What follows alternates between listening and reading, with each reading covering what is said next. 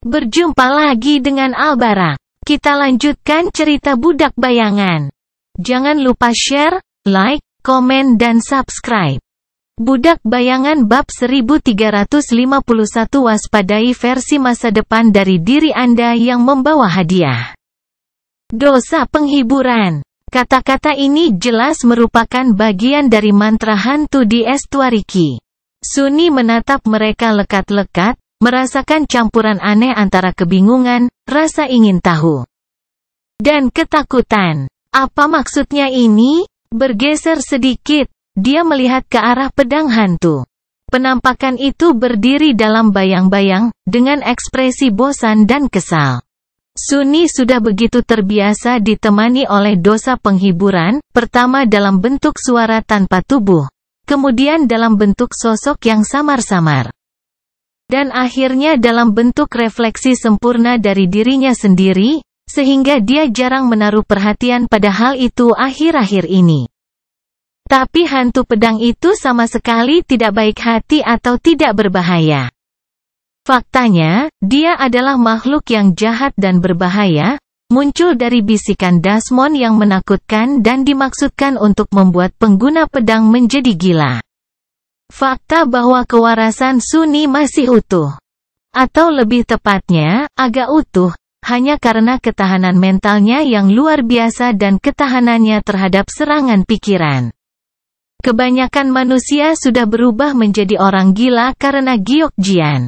Tapi Sunni, selain terlihat seperti orang gila dari waktu ke waktu karena kebiasaan aneh berbicara pada dirinya sendiri, dia hanya menganggap kehadiran dosa penghiburan membuat frustrasi, tidak lebih. Apakah ada yang lebih dari kutukan terkutuk ini? Dia tahu bahwa penampakan itu tidak akan pernah memberikan jawaban yang jujur. Namun tetap bertanya, tidak ada alasan namamu terukir di tenunan kunci muara, bukan? Hantu pedang memberinya tatapan menghina. Aku tidak tahu. Mungkin ada. Kamu adalah penyihir hebat, jadi beritahu aku.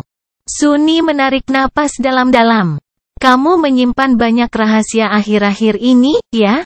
Membuatku bertanya-tanya apakah sebaiknya aku memberimu makan kenikmah saja. Lebih baik aman daripada menyesal, itulah yang mereka katakan. Dosa penghiburan tertawa. Silakan, singkirkan memori ofensifmu yang paling kuat. Kenapa tidak? Lagi pula, kamu akan mati dalam mimpi buruk ini. Bahkan, aku mendorongmu untuk menghancurkanku. Oh, apa menurutmu aku ingin berada di sini? Ya Tuhan, tidak. Dia menyeringai. Tapi ada masalah. Apakah kamu yakin menghancurkan pedang itu akan melenyapkanku? Mungkin saja, mungkin saja. Tapi sekali lagi, mungkin tidak. Mungkin kerusakan pada pikiranmu sudah terjadi, dan kami terjebak bersama selama sisa hidupmu yang singkat, tidak menyenangkan, dan menyedihkan. Sungguh nasib yang kejam. Sunni mengertakkan gigi. Memang, dia tidak mampu menghancurkan dosa penghiburan, dan dia juga tidak yakin bahwa hal itu akan menghilangkan penampakan tersebut. Mereka benar-benar terjebak satu sama lain, setidaknya untuk saat ini. Dan aku juga tidak akan mendapatkan informasi apapun dari bajingan itu. Jadi, hanya ada dua cara untuk memecahkan misteri Estuariki dan hubungannya dengan Sin of Solace. Salah satunya adalah menemukan penyihir hebat yang telah menciptakan memori yang tidak menyenangkan. Cara lainnya adalah menyimpulkan kebenarannya. Sunni membuang muka dengan ekspresi muram. Sekarang aku tahu bahwa dosa penghiburan ada hubungannya dengan kunci muara. Dia tiba-tiba merasa kedinginan.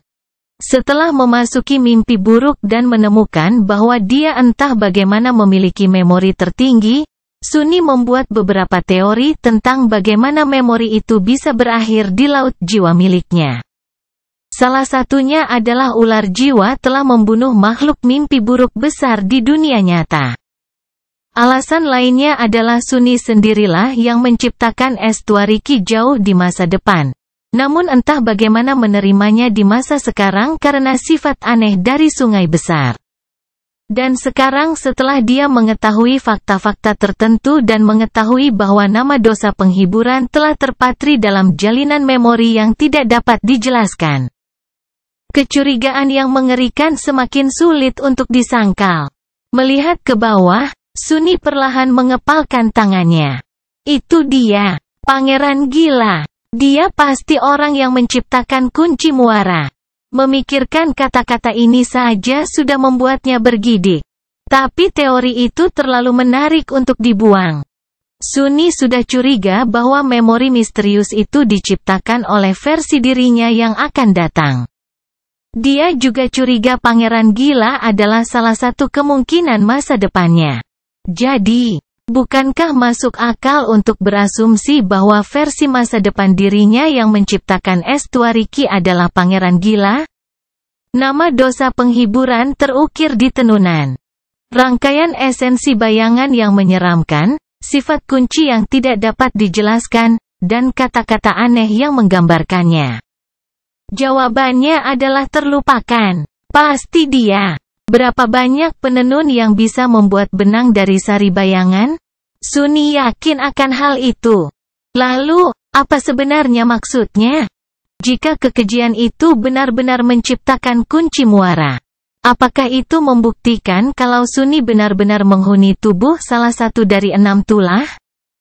Hal ini tentu akan membuat segalanya lebih mudah bagi kelompok tersebut. Lagi pula, satu musuh sudah hilang. Dan itu bahkan tidak harus hanya satu. Bagaimana jika masing-masing anggota kelompok telah dikirim ke dalam tubuh najis yang kuat ini? Sebenarnya, itu adalah pemikiran yang mengerikan. Karena meskipun akan sangat menyenangkan jika tidak harus berurusan dengan 6 tulah, itu juga berarti bahwa anggota lainnya telah dikirim langsung ke jantung kekotoran batin, kota Verge. Bagaimanapun, Pangeran Gila adalah satu-satunya juara najis yang telah melakukan perjalanan jauh ke masa depan, berdasarkan apa yang diketahui Sunny. Tentunya, mantra mimpi buruk tidak akan begitu tidak adil dalam menyiapkan uji cobanya. Namun, jika Sunny memang mengambil peran kekejian dari masa depan, dia juga bisa menjelaskan secara tentatif perubahan mendadak dari dosa penghiburan. Mengapa hantu pedang tiba-tiba menjadi begitu jelas dan nyata di awal mimpi buruk? Hampir tidak bisa dibedakan dari aslinya? Mungkinkah karena Sunny sebenarnya mewarisi bukan hanya satu, tapi 2 hal dari Pangeran Gila? Salah satunya adalah kunci muara. Sedangkan yang lainnya adalah dosa penghiburan. Bagaimana jika hantu pedang yang menyambutnya di mimpi buruk datang dari masa depan, seperti kunci muara? Bagaimana jika dosa penghiburan telah berada di sisinya hingga menjadi terkotori dan kemudian menghabiskan para dewa yang tahu berapa banyak waktu yang menghantui sungai besar? Setidaknya ratusan tahun. Dilihat dari betapa unggulnya tenunan orang gila itu dibandingkan tenunan Sunny, dan kemudian diturunkan ke versi muda dari masternya yang rusak melalui suatu anomali aneh atau skema gelap. Penampakan itu telah mengungkapkan bahwa dia mengenal Pangeran Gila dengan mengganggu mimpi di mana sisa-sisa kekejian itu muncul. Apakah itu alasannya? Sunny merengut. Tiba-tiba, gagasan untuk memasukkan pedang giok ke bayangannya tidak lagi tampak gila. Saya akan menunggu dan melihat. Sunny memelototi dosa penghiburan, tidak percaya dan waspada. Menatapnya kembali, hantu pedang itu menyeringai. Lihatlah dirimu, sedang memikirkan sesuatu. Ah, tidak ada pemandangan yang lebih lucu daripada orang bodoh yang menganggap dirinya pintar. Setujukah kamu? Sunny meringis dan tetap diam. Apakah itu sebuah konfirmasi? Atau ejekan sederhana? Dia mengertakkan gigi, tahu bahwa tidak ada cara untuk mengetahuinya. Budak Bayangan bab 1352 mendekati tepi. Pada akhirnya, Sunny gagal membuat hantu itu mengatakan sesuatu yang informatif. Seperti biasa, semua jawaban yang dia terima tidak jelas dan menyesatkan, atau merupakan hinaan yang tidak ada hubungannya dengan pertanyaan tersebut. Kemudian, dalam suasana hati yang muram, dia meninggalkan bayangan pohon suci dan berjalan mengelilingi kapal, memeriksa keadaannya. Sunni merasa aneh dengan hal-hal yang telah ia pelajari dan duga benar. Itu menyebalkan. Dia tampaknya telah menemukan kebenaran, atau lebih tepatnya, pada sebagian besar kebenaran. Namun, masih banyak bagian yang hilang, dan itulah bagian yang berisi jawaban paling penting. Pikirannya berputar, memunculkan teori tak berdasar satu demi satu. Sunni tidak bisa memahami arti sebenarnya dari semua itu, tapi yang berhasil dia lakukan hanyalah menguras mental dirinya sendiri. Akhirnya, karena merasa tidak enak, dia membuang keinginan besar untuk menyelesaikan masalah saat ini dari kepalanya dan menetap di dekat Keci untuk mulai menenun memori untuk mimpi buruk lainnya. Matahari terbenam yang membara berlangsung sepanjang hari, dan kemudian digantikan oleh cahaya malam yang seram. Di sini, di bagian barat sungai besar, bahkan kekeruhan airnya pun berbeda. Warnanya berubah antara merah tua-tua, merah tua cerah, dan merah marun, seolah-olah mereka benar-benar berlayar di sungai darah. Malam yang mereka saksikan sebelumnya bagaikan mimpi, tapi malam ini seperti pemandangan dari mimpi buruk yang sangat indah. Sunni dan Nevis belum tidur sedetik pun, terlalu waspada untuk menutup mata. Di pagi hari, kegelapan malam yang tak tertembus kembali tergantikan oleh teriknya matahari terbenam. Sepertinya salah satu dari 7 matahari selalu berada dalam jangkauan, tenggelam dalam arus waktu. Semakin jauh mereka berlayar ke barat, cahayanya semakin redup. Akhirnya, mereka dikelilingi oleh senja yang membara cerah. Bukankah arusnya aneh? Suara Nev terdengar tegang. Saat ini, dia sedang memegang dayung kemudi, sementara dia sedang bersandar di pagar di dekatnya. Bingung, Sunni mengirimkan salah satu bayangannya untuk melihat ke laut. Butuh waktu lama baginya untuk memahami apa yang membuat Nevis khawatir. Aneh, arus sungai besar sedang berubah. Sejak mereka memasuki makam Ariel, alirannya selalu searah. Namun kini, arusnya seolah-olah berputar, tidak hanya membawa pemutus rantai ke depan, tapi juga sedikit menariknya ke samping. Ke arah matahari terbenam. Dia mencengkeram dayung lebih erat. Kita pasti sudah mendekati tepi. Sungai besar sangat luas dan mengalir tanpa henti, tetapi bukan tanpa batas. Itulah salah satu hal pertama yang mereka tanyakan pada Anangke, berharap ada pantai di suatu tempat di dunia yang tidak ramah ini, tapi tidak ada pantai.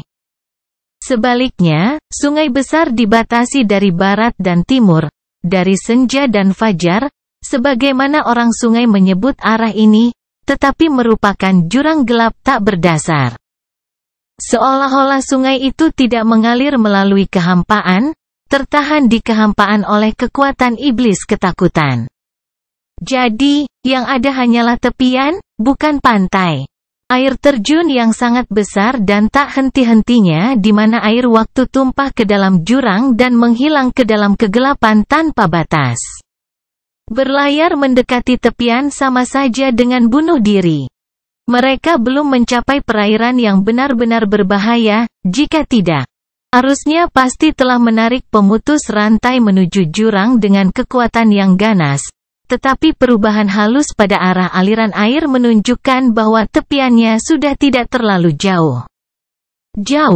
Itu merupakan kabar baik. Karena itu berarti mereka semakin dekat dengan Valen Grace, dan senja, Sibyl terakhir di muara. Sunni menarik napas dalam-dalam. Periksa lagi alat navigasinya. Akan sangat buruk jika kita melampaui Valen Grace dan berakhir lebih jauh ke masa lalu dari yang diharapkan. Itu tentu saja buruk, mengingat tidak ada seorang pun kecuali Najis yang berada jauh di hilir kota manusia terakhir. Jika kota manusia terakhir masih berdiri, Sunni mengerutkan kening, mengingat badai waktu. Mereka tidak benar-benar tahu berapa lama waktu yang mereka habiskan untuk melawan amukannya. Dan terutama berapa lama mereka menghabiskan waktu di tengah mata yang tenang dan menakutkan dari bencana alam yang berkeliaran, berusaha sekuat tenaga untuk tidak melihat ke air. Siapa yang tahu, Valen Grace mungkin sudah termakan oleh kekotoran batin. Bahkan jika bukan, tidak ada yang tahu apakah senja adalah teman atau musuh, apalagi apakah dialah yang mengirimkan pesan kepada Anangke untuk menemukan mereka melalui mimpi. Mereka harus siap berperang. Sementara Nevis mencoba menentukan lokasi mereka dengan bantuan alat navigasi, Sunny diam-diam memberikan serangkaian perintah kepada sadosnya. Berdiri di haluan kapal yang anggun, Sein melepaskan kegelapannya dengan sikap acuh tak acuh. Mimpi buruk muncul dalam bayang-bayang, mata merahnya menyala dengan cahaya berbahaya. Vien bangkit dari dek, api neraka menyala di balik pelat muka hitam helmnya yang menakutkan. Segera, Nevis menyimpan peralatan itu dan melihat ke hilir. Segalanya tampak baik-baik saja. Kita seharusnya sudah sangat dekat, tentu saja, kota ini mungkin sudah bermigrasi ke segala arah sekarang. Namun, kota ini tidak akan bisa bergerak jauh tanpa mengorbankan seluruh penduduk Riverbond. Sunny mengangguk pelan. Memang, meskipun kota-kota terapung di peradaban sungai besar secara teoritis dapat melakukan perjalanan sejauh yang diinginkan penduduknya, pada kenyataannya, kota-kota tersebut terikat oleh masa hidup Riverbond. Migrasi terjadi dalam kurun waktu beberapa generasi, bukan bulan atau tahun. Gantikan aku di dayung. Nevis diam-diam melangkah ke dalam lingkaran rahasia, membebaskan Sunny. Saat ini, dia adalah petarung yang lebih efisien di antara mereka berdua. Lebih penting lagi, dia tidak tahu bagaimana cara menyandarkan kapal. Jika orang-orang di Valen Grace memang ramah, akan sangat memalukan jika menabrak dermaga mereka setelah tiba. Ya, aku akan menangani pertarungan itu, jika itu yang terjadi. Sunny diam-diam melihat sekeliling, memeriksa apa yang dilakukan Sin of Solace. Memastikan bahwa hantu pedang itu tidak bermaksud buruk, dia menghela nafas lega dan memperluas indera bayangannya sejauh yang dia bisa. Setelah itu, yang bisa mereka lakukan hanyalah menunggu. 1 jam berlalu dalam keheningan yang mencekam, lalu 1 jam lagi. Hambatan jurang masih ringan, tapi perlahan-lahan semakin cepat. Dikelilingi matahari terbenam yang abadi, Sunny sulit mengukur waktu. Chain Breaker berlayar melewati senja merah. Perairan sungai besar memantulkan langit yang terbakar, dan seolah-olah dilalap api secara bergantian. Lalu, akhirnya, Sein bergeser dan sedikit menoleh. Di kejauhan, Sunny melihat percikan cahaya bersinar di atas cakrawala. Di suatu tempat di luar sana, nyala api putih menyala di puncak mercusuar yang tinggi. Mereka telah menemukan kota manusia terakhir di makam Ariel, sepertinya. Setelah berbulan-bulan mengembara di hamparan makam Ariel yang berbahaya, mereka telah mencapai Valen Grace. Budak bayangan bab 1353 layar rusak. Ada suatu masa ketika Kronos memiliki tubuh muda dan jiwa lebih muda. Jiwanya masih muda, tapi tubuhnya sudah tua dan lemah. Penuh pegal, terasa kaku di pagi hari, dan harus ditangani dengan hati-hati. Namun, ada juga hal yang menyenangkan menjadi tua. Kronos telah terbakar dengan segala macam harapan dan keinginan ketika dia masih muda. Tetapi sekarang dia berada di usia senja, kehidupan menjadi tenang dan damai. Atau lebih tepatnya, perasaannya tentang hidup tenang dan damai, atau apakah perasaannya sama? Karena satu hal yang tidak dia miliki adalah kebijaksanaan usia tua, sulit untuk mengutarakannya. Satu hal yang pasti, tidak perlu khawatir tentang masa depan, dia memiliki lebih banyak waktu untuk menikmati kesenangan hidup yang sepele. Seperti hangatnya tempat tidurnya, kebersamaan dengan teman dan tetangganya, atau indahnya dunia. Karena Kronos tidak banyak tidur, meskipun tubuhnya sudah tua, dia mengembangkan kebiasaan berjalan ke dermaga saat larut malam, untuk menyaksikan matahari terbit dari udara. Hari ini, seperti biasanya, dia meninggalkan rumahnya membawa lentera dan berjalan ke pinggir kota. Terlepas dari kenyataan bahwa jalanan masih gelap, ada banyak orang yang bangun di pagi hari seperti dia di jalan. Ada yang menyambutnya dengan kata-kata, ada yang dengan senyuman. Wajah mereka sama keriputnya dengan wajahnya, dan tubuh mereka sama kakunya dengan wajahnya. Hal ini juga membuat rasa kesepian di masa tua berkurang. Akhirnya, Kronos melintasi beberapa jembatan tali dan mencapai dermaga. Beberapa orang sudah berada di sana, menunggu dalam kegelapan. Beberapa dari mereka ia kenal sejak masih di rumah pemuda, beberapa lagi ia temui setelahnya. Bergabung dengan mereka, dia menyalakan lentera, duduk, dan memelihara udara. Mereka tiba saat malam memasuki menit-menit terakhirnya. Terselubung dalam kegelapan, sungai besar bersinar dengan sinar merah yang indah.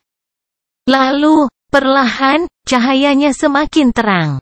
Obrolan itu meringankan ketika para lelaki dan perempuan tua itu menikmati pemandangan udara yang mengalir. Di suatu tempat yang jauh, tabir hitam yang menutupi langit beriak. Nuansa ungu dan biru bercampur dalam hamparan gelapnya. Sungai itu tampak menyala, warna-warna menyala menyebar ke seluruh permukaannya.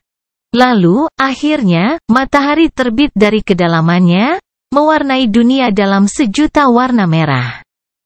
Terpantul di dalam udara, cahayanya seperti nyala api yang menyebar. Kronos menghela nafas ringan. Hari yang baru, angin sejuk menenangkan wajah mereka, dan dunia menjadi damai. Atau mungkin hanya tampak damai. Tentu saja, saat itu sedang terjadi perang. Tetapi mereka tidak perlu menanggung hal itu hari ini. Jika tidak, Nyonya pasti sudah menenangkan para pejuang kota untuk bersiap menghadapi pertempuran. Sekelompok orang tua tetap berada di dermaga untuk beberapa saat, tidak terburu-buru untuk pergi. Ada gosip untuk diumumkan dan percakapan kosong yang bisa dilakukan. Sebagai yang termuda di antara kelompoknya, Kronos tidak bosan mendengarkan cerita lama yang sama berulang kali, sehingga dia mendapat banyak perhatian. Dia mendengarkan dan tertawa, merasakan kebahagiaan yang nyaman, tapi kemudian, sedikit kesulitan memasuki kebahagiaan itu. Masih asyik dengan cerita yang diceritakan oleh seorang wanita tua yang telah meninggalkan rumah pemuda beberapa tahun sebelum mereka semua melarikan diri, dia melirik ke arah sungai dan membeku. Terkejut, ada titik hitam di cakrawala. Itu adalah kapal yang bergerak menuju Valen Grace. Kronos sedikit gemetar. Sebuah kapal, tapi belum waktunya para nelayan kembali. Apakah sesuatu yang buruk telah terjadi? Segera, orang-orang tua lainnya juga memperhatikan kapal yang mendekat. Percakapannya mereda, dan mereka semua menatap ke suasana asing, muram dan tegang. Lalu, ekspresi mereka berubah. Kapal misterius itu telah mendekat cukup dekat sehingga mereka dapat melihat beberapa detailnya, ukurannya, warna lambung dan layarnya, bentuk tiangnya yang aneh. Kronos tiba-tiba dicekam ketakutan. Ini, bukan. Asal mula debut chapter ini dapat ditelusuri ke N0V3LB1N. Kapal itu memiliki siluet yang anggun, namun tampak sangat mengancam saat muncul dari cahaya merah senja. Lambungnya rusak dan penuh bekas luka, sedangkan layarnya yang compang camping seperti pertanda buruk. Yang lebih penting, kapal hantu itu tidak dikenalnya. Benar-benar asing bagi kota mereka dan armada kapal penangkap ikannya, yang semuanya hafal Kronos. Dia belum pernah melihat kapal asing tiba di Valen Grace.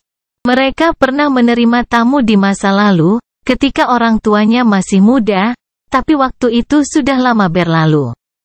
Karena Valen Grace adalah kota manusia terakhir di Sungai Besar. Kotoran! Teriakan seseorang memecah kesunyian, membuat orang-orang tua itu terguncang. Orang-orang yang tercemar tidak mempunyai kebiasaan melintasi sungai besar dengan kapal, tetapi mereka juga jahat dan tidak dapat diprediksi. Kapal yang tidak menyenangkan itu mungkin milik monster-monster keji itu. Namun jika ya, mengapa Sang Lady tidak memperingatkan mereka akan adanya serangan yang akan datang? Mengapa lampu yang menyala di puncak istananya masih berwarna putih? Rasa takut yang sedingin es mencengkeram Kronos. Apakah Nyonya sudah menyerah? Tidak mungkin. Pikirannya yang tidak sopan disela oleh teriakan keras. Para pengamat terhuyung mundur, ngeri dengan bayangan gelap yang bergerak di bawah air. Terkejut, Kronos menyaksikan kepala ular kapal raksasa muncul dari ombak di dekat yang mendekat. Sisik binatang itu berwarna hitam oniks, berkilau dengan cahaya sanguin gelap saat memantulkan cahaya merah senja. Yang rusak! Orang-orang dari Valen Grace pernah mendengar legenda Raja Ular ketika masih kecil. Jadi melihat kekejian serupa muncul dari kedalaman seperti menyaksikan ketakutan masa kecil mereka menjadi nyata. Pada saat itu, mata ular yang tanpa cahaya itu beralih ke dermaga. Kronos merasakan kegelisahan, seolah-olah makhluk itu sedang menatap langsung ke arahnya. Dan kemudian, sesuatu yang tidak dapat dijelaskan terjadi. Tubuh raksasa itu tiba-tiba beriak, menjadi kabur dan tidak jelas. Kemudian, ia menghilang menjadi gelombang kegelapan. Sebaliknya, sesosok manusia kurus muncul di haluan kapal yang mendekat. Sosok gelap itu berkontur dengan langit yang terbakar, mantelnya bergerak sedikit tertiup angin. Tampaknya itu milik seorang pria muda dengan kulit porselen dan rambut hitam legam, matanya tertutup rapat malam. Tatapan tanpa cahaya yang sama menyapu dermaga, dan kemudian layar kapal yang tidak menyenangkan itu turun, seolah-olah disihir. Kronos menarik napas dengan gemetar, menatap kapal hantu itu. Sebuah pemikiran aneh muncul di benak, apakah ini akhir? Atau awal yang baru? Budak Bayangan bab 1354 oleh Anugerah Senja. Dengan layarnya yang compang camping diturunkan, kapal yang tidak menyenangkan itu melambat, akhirnya terhenti. Ia hanyut di atas ombak beberapa ratus meter dari dermaga, tidak terbawa arus apapun kecuali arus. Kronos sudah berhasil mendapatkan kembali ketenangannya saat itu. Dia sempat berpikir untuk melarikan diri, tapi memutuskan untuk tidak melakukannya. Lagi pula, tubuhnya terlalu tua untuk berlari dengan kecepatan tinggi. Para pengamat yang menjaga kota pasti telah memperhatikan kapal hantu dan ular oniks yang menakutkan itu juga, jika Nyonya benar-benar tidak mengetahui kedatangan mereka. Para prajurit pasti sudah berangkat. Selama beberapa saat, semua orang tetap tak bergerak. Pria dan wanita tua berkumpul di dermaga, dan sosok gelap juga berdiri di haluan kapal yang anggun. Arus perlahan menarik kapal mendekat. Hanya beberapa menit sebelum mencapai dermaga. Ini, anehnya menarik. Kronos seharusnya ketakutan, tapi dia malah terpesona dan penasaran. Mereka semua di Valen Grace hidup dengan kesadaran bahwa hidup mereka akan segera berakhir. Kematian bagaikan teman lama, bukan musuh yang najis. Namun, kedatangan kapal misterius merupakan hal baru. Seberapa sering dia mengalami sesuatu yang sama sekali tidak terduga? Dia belum pernah melihat hal seperti itu. Dan kemungkinan besar tidak akan pernah mendapat kesempatan untuk menyaksikan sesuatu yang menakjubkan lagi. Maka, ia menunggu saat lambung kapal menyentuh dermaga dengan napas tertahan. Akhirnya, kapal anggun itu mendekat sehingga mereka dapat melihat setiap bekas luka yang mengerikan dan setiap bekas luka bakar yang menutupi lambung kapal yang rusak. Sepertinya kapal yang rusak itu telah lolos dari kedalaman neraka dan selamat dari segala jenis bencana yang tak terhitung. Pertempuran mengerikan apa yang telah dialaminya? Makhluk mengerikan apa yang mencakar lambungnya dan tidak mampu menerobos? Makhluk macam apa yang tinggal di dalamnya? Yang mampu bertahan dari semua cobaan berat ini? Mungkinkah mereka lebih mengerikan daripada makhluk yang meninggalkan bekas di lambung kapal kuno? Kronos dan rekan-rekannya juga melihat dek kapal. Terpana melihat pemandangan pohon indah yang tumbuh di sekitar tiang utama kapal. Pohon itu hidup dan penuh kehidupan, sama sekali tidak seperti wadah suram di bawahnya. Itu jauh lebih tinggi dan kuat daripada pohon manapun yang tumbuh di Valen Grace. Keahlian apa ini? Kronos belum pernah melihat kapal dengan desain seperti itu, dan dia juga belum pernah mengetahui pembuat kapal manapun yang mampu menciptakannya.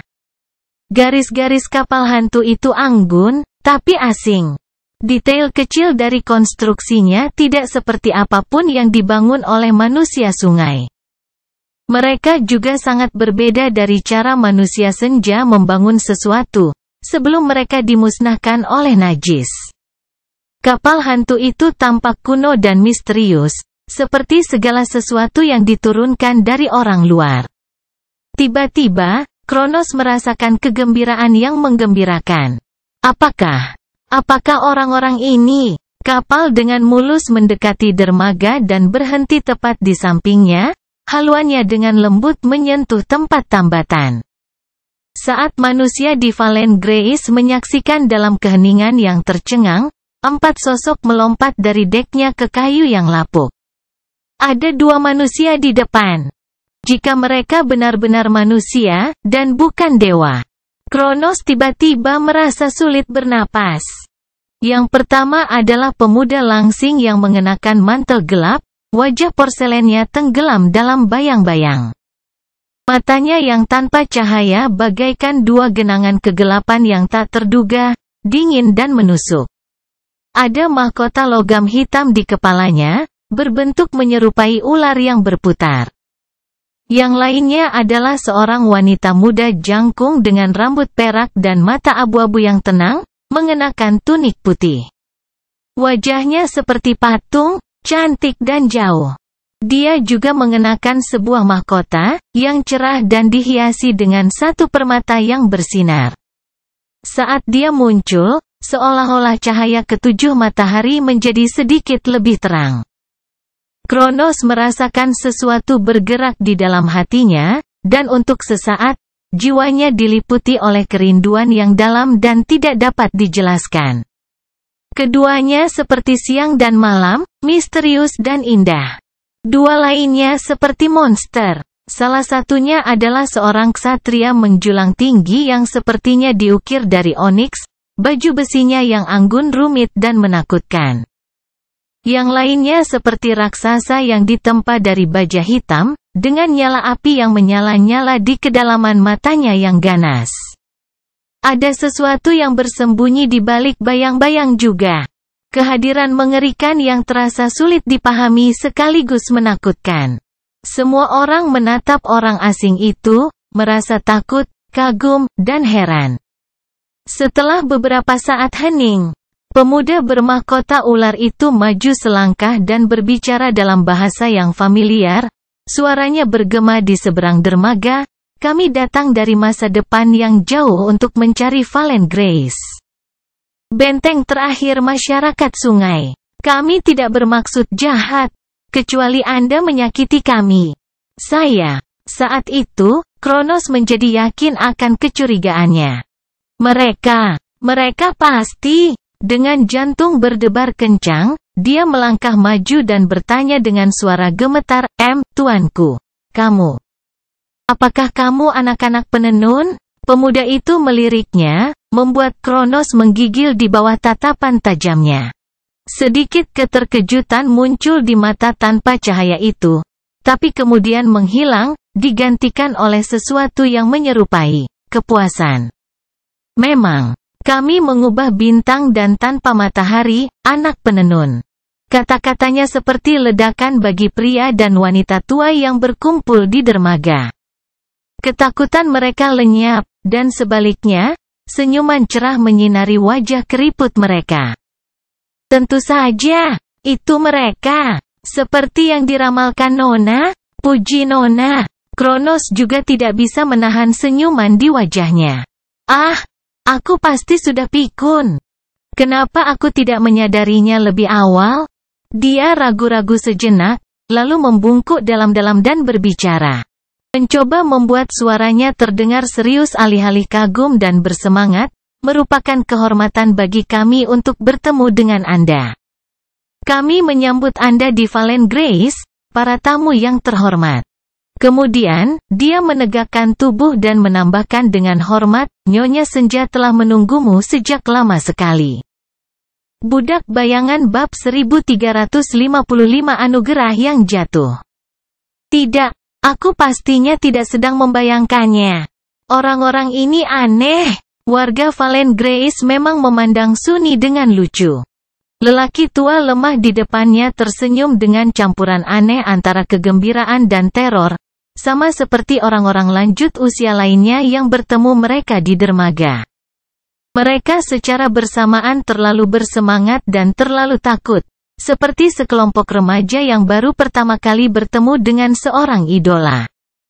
Dia samar-samar bisa memahami mengapa mereka akan senang, sepertinya Senja sudah menunggu Sunny dan Nevis. Yang mungkin merupakan kabar baik. Tapi dari mana rasa kagum dan teror itu berasal? Mungkin aku seharusnya tidak muncul sebagai ular? Sunny mengira manusia sungai akan terbiasa melihat segala jenis makhluk, tapi mungkin dia salah. Tetap saja, ada keganjilan yang aneh antara usia orang-orang ini dan seberapa bersemangatnya reaksi mereka. Seluruh kota ini aneh. Saat Sunny dan Nevis pertama kali melihatnya, keduanya tegang dan waspada. Mereka tidak tahu sambutan seperti apa yang akan mereka terima, dan tetap menjaga kewaspadaan. Valen Grace sangat mirip WAV, tapi juga berbeda. Dicat oleh cahaya merah senja, ia mengapung di atas ombak, membentang sejauh mata memandang.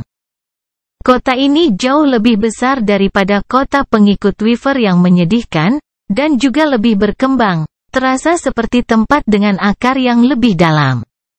Ada lebih banyak kapal pulau, sebagian besar diaspal rapi dengan batu-batuan dan membawa bangunan-bangunan yang anggun dan indah.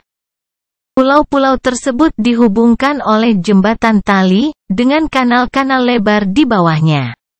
Gondola ramping dengan pola rumit yang diukir pada kayu pucat bergerak melewatinya. Tidak seperti WAV, tidak ada penangkap angin di sini. Sebaliknya, ada layar dari kain merah cerah yang direntangkan di antara gedung-gedung tinggi, membuat kota ini terlihat seperti armada kapal yang megah. Bangunannya sendiri dibangun dari batu putih dan kayu pucat, dengan aksen merah tua ditambahkan di sana-sini untuk menghidupkan pemandangan indah fasadnya. Valen Grace bagaikan sekuntum bunga berwarna putih bersih dan murni yang melayang di antara langit merah tua dan air sungai besar yang berwarna merah darah. Namun, itu adalah bunga yang layu. Meskipun bangunan-bangunan indah telah dibangun dengan sangat baik, sebagian besar menunjukkan tanda-tanda kerusakan. Yang lebih baru juga tidak tampak begitu indah. Jembatan tali sudah rusak dan tidak dirawat dengan baik.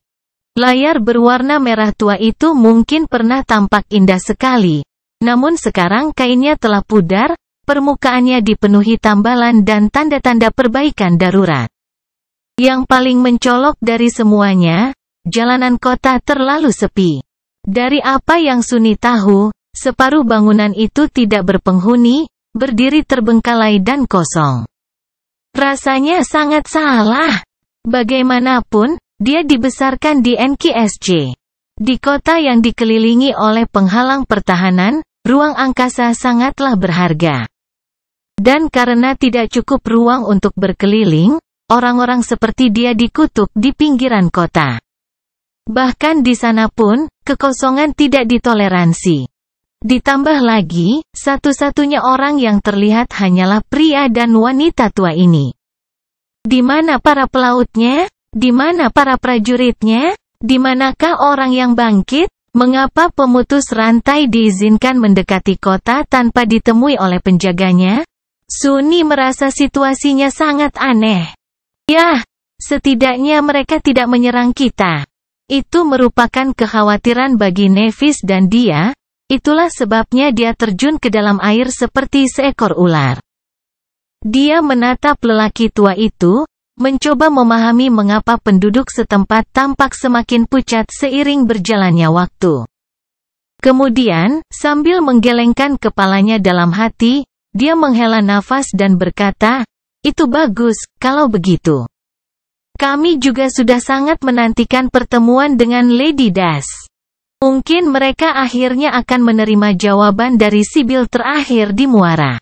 Sunni ragu-ragu sejenak, lalu bertanya terus terang, "Pertahanan kotamu tampaknya sangat kurang. Di mana para prajuritnya? Mengapa tidak ada yang mencegah kapal kami memasuki perairanmu?" Orang tua itu tertawa gugup. "Oh, kenapa mereka harus melakukannya? Nona itu pasti sudah memperingatkan kita jika ada bahaya. Karena dia tidak memperingatkan kita, pasti tidak ada bahaya." Jadi, dia berhenti dengan canggung dan menambahkan, "Namun, jangan khawatir. Seseorang akan segera tiba untuk mengantar Anda, para tamu yang terhormat." "Saya yakin akan hal itu." Sunni dan Nevis menatap lelaki tua itu dengan tidak percaya. "Hah, jadi itulah alasannya. Valen Grace diperintah oleh seorang oracle. Dan oleh karena itu, warganya hidup dengan seperangkat aturan yang sangat berbeda. Mengapa harus menempatkan penjaga jika ada serangan yang bisa diramalkan sebelumnya? Mungkin seperti itu." Dia tidak yakin dia benar-benar bisa memahami betapa drastisnya perubahan dalam kehidupan seperti itu. Membuat orang bertanya-tanya bagaimana kota-kota Sibyl jatuh, terlepas dari semua itu. Mungkin justru karena orang-orang ini sangat bergantung pada Sibyl. Dan Sibyl, betapapun kuatnya kekuatan kenabian mereka, tidak mungkin maha tahu. Terutama ketika ada lebih banyak kekuatan jahat yang berperan. Saat Sunni memikirkan hal ini, terjadi keributan kecil di ujung dermaga. Selusin sosok muncul, semuanya mengenakan baju besi dan memegang senjata. Baju besi mereka berwarna putih, dengan ikat pinggang merah diikatkan di pinggang. Untungnya, senjata-senjata itu terselubung. Pria dan wanita tua itu menyingkir untuk membiarkan tentara mendekat. Saat mereka melakukannya, Sunni terkejut sekali lagi. Para prajurit, masing-masing dari mereka, setua sekelompok orang yang bertemu mereka di dermaga. Baju besi itu sangat cocok dengan sosok mereka yang keriput, dan mereka tampak kesulitan menahan beban senjata mereka. Meskipun demikian, para prajurit tua berusaha mempertahankan ekspresi bermartabat. Masih ada api di mata mereka. Pemimpin regu, seorang wanita kuno yang mengenakan helm terbuka dengan bulu merah, membungkuk dalam-dalam lalu memberi hormat dengan tangan gemetar. "Selamat datang, anak-anak penenun. Merupakan kehormatan bagi saya untuk menyaksikan hari kedatangan Anda. Saya akan membawa Anda menemui Nyonya. Tolong." Wanita tua itu memberi isyarat, meminta mereka untuk mengikuti. Cerita bersambung. Jangan lupa share, like, komen dan subscribe. Agar tidak ketinggalan cerita selanjutnya.